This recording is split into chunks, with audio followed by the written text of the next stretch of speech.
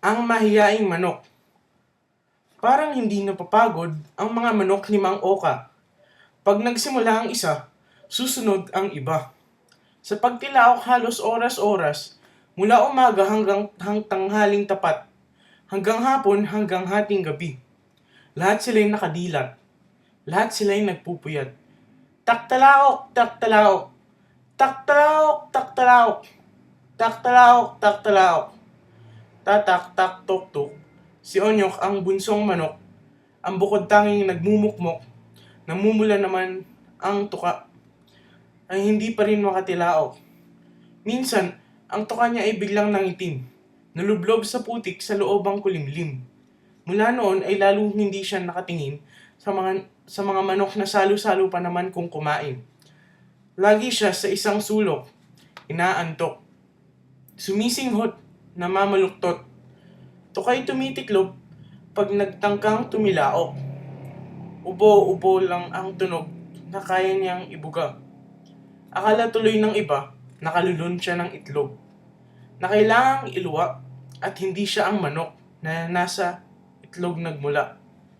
Akala naman ni Onyok, parati siyang pinagtatawanan ng mga kapwa manok, kaya't hindi matapos-tapos araw-gabi sa bakuran ang mga tilaok.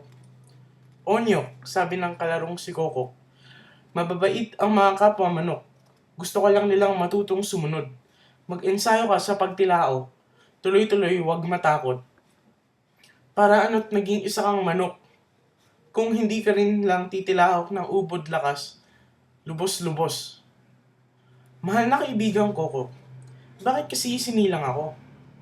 Paano ako naging manok ay puro naman ungol? Anong boses itong wala namang maitulong? Boses ba ang masahol pa sa may kalawang napakol? Nakikinig sa tabi ang butihing ina.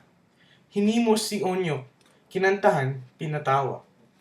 Onyok o onyo ko, wala nang gaganda sa boses mong dahil musmos ay nanginginig pa. Kumurukok si Onyok at lalong napasinga.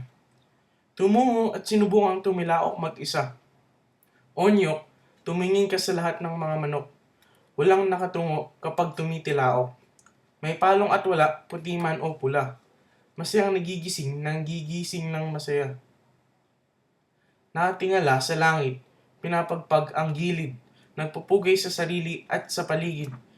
Tatak talaok! Si Onyok, ang mahiyaing manok. Iniunat ang likod, kinuskus ang paa, itinaas ang leeg, inilatag ang pakpak. At saka tumilaok ng matinis at sunod-sunod. Ngayon hindi mapigilan ang batang si Onyok.